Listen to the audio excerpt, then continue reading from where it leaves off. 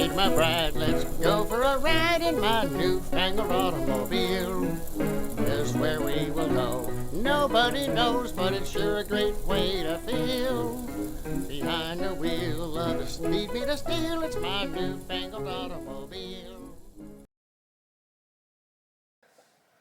The tour was a success, and so we all gathered at the chateau to mingle, have dinner together, and of course, give some speeches.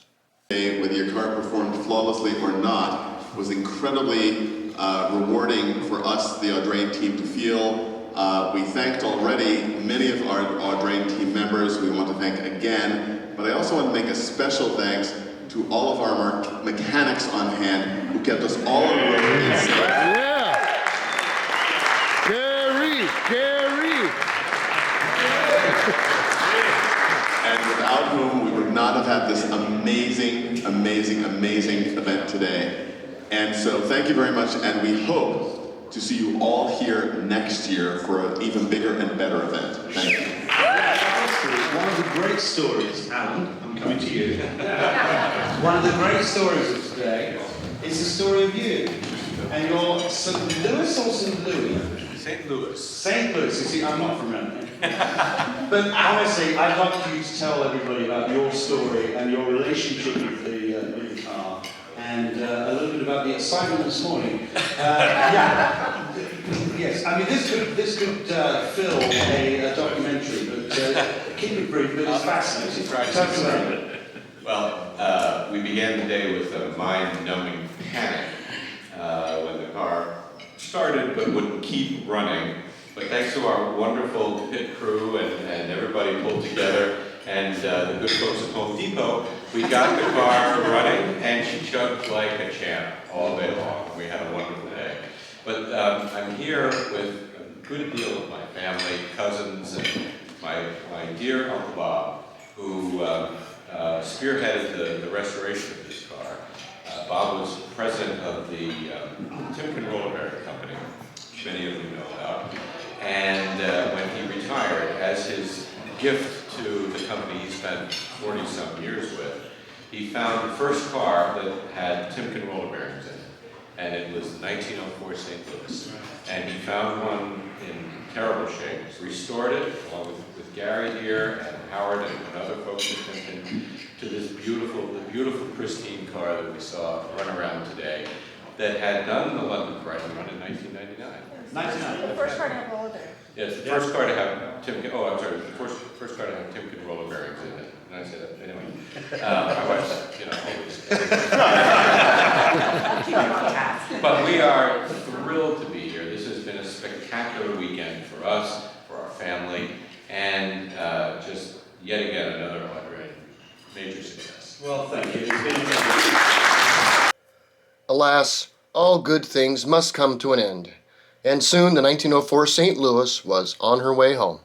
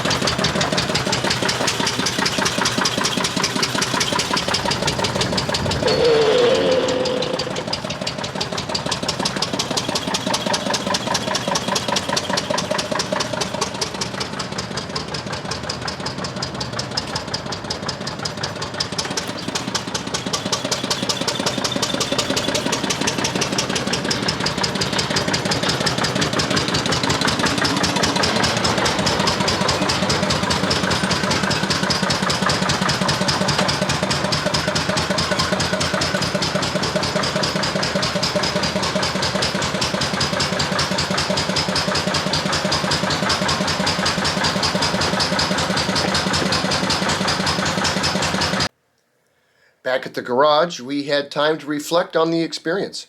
First was our dynamic duo, Gary Husser and Howard Thompson. For me, the good part about the whole thing was seeing the cars in action. We can always see cars stationary and sitting, but with the machines actually moving and performing the way they were intended to be used. So that was good. This particular vehicle never gives us problems. It was usually maintenance free. We had the vehicle up there. On Saturday, we went and visited the vehicle. It was in a warehouse. And me and Howard looked at each other and, hey, do we start it and run it ahead of time? And we made the executive decision that it never failed us, so we're not going to run it. We drove it into the semi. We drove it all week. It performed perfectly. We didn't want to jinx that, but apparently we did. So the rest of the story, Sunday morning they transported it to the event from the warehouse, and at an hour before the event, me and Howard thought, well, hey, we better get this thing motoring. So I started it. Usually the thing starts just immediately. And it cranked and cranked. I thought, okay, it's cold. We're usually not in this type of weather. And so finally it did start and run for a maximum of about 30 seconds. And we quit. Okay, it's cold, the car don't have a choke. We're gonna start it again and run it. We did that maybe 8 or 10 times. And finally, we thought, okay, we have a fuel issue.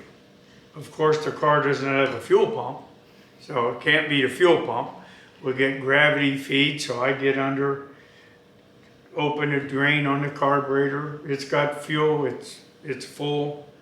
I break the filter loose, it's got fuel.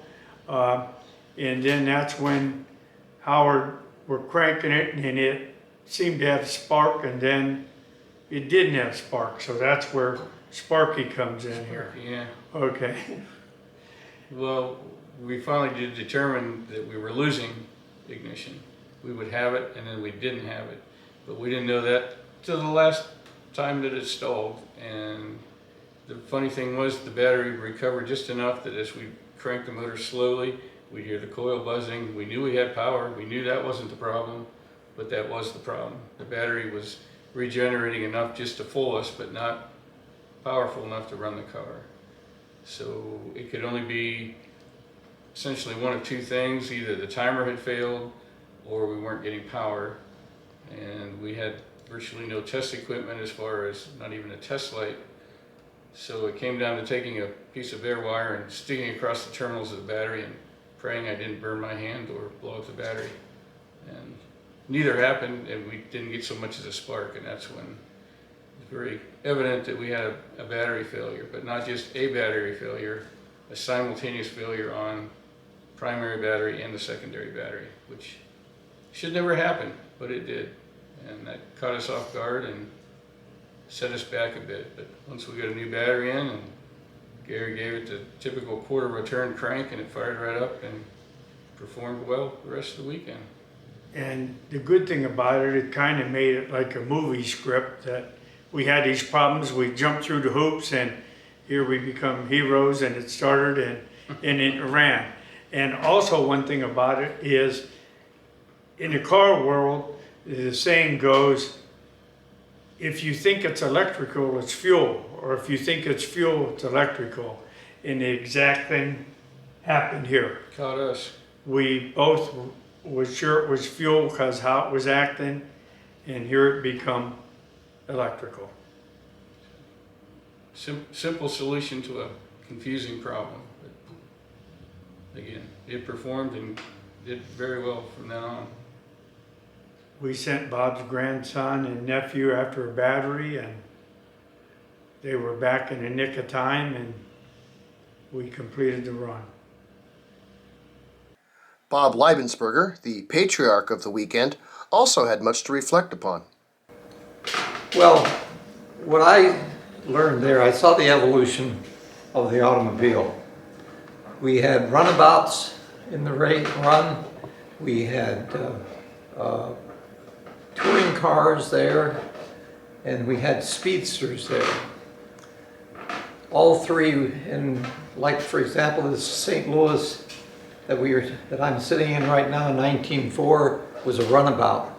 In 1905, it turned into a touring car.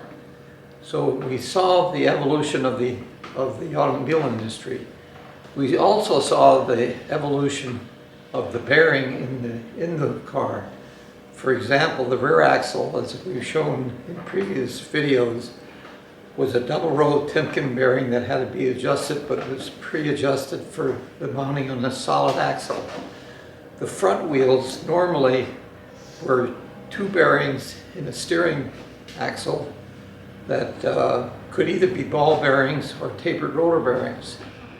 So we saw the evolution then from there. As you remember, a number of sessions ago, we talked about how the ball bearing and the tapered bearing were used in the front wheels.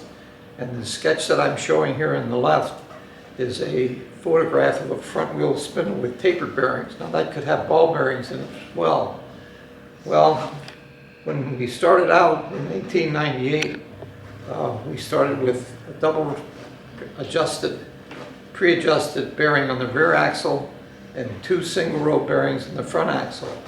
And those became kind of the standard in the auto industry. But you can make one bearing for a lot less money than two bearings, so the auto industry quickly converted to a ball bearing on the rear axle, and on the front axle, the ball bearings and tapered bearings competed for about 50, 60 years until in the 1970s, when the auto industry wanted to get away from having to adjust their bearings on the assembly line. And so that's when the Unipack bearing, which we showed, was developed for the auto industry by Timken. And then that evolved into the one bearing here on the right, which we see is called a sensor pack. And that was pre-adjusted with flanges to mount the wheel on, and other flange you mounted to the suspension of the front wheel, front axle, and you also had the sensor built in it to measure the wheel speed used in the automatic braking system. So that was one impression that I had there. The other thing that I observed was the internal combustion engine. Europe is giving credit for, Germany is giving credit for, and also the French are giving credit for putting the engine in front and creating the touring car. And America was credited with Henry Ford developing the moving assembly line in around 1913, 14.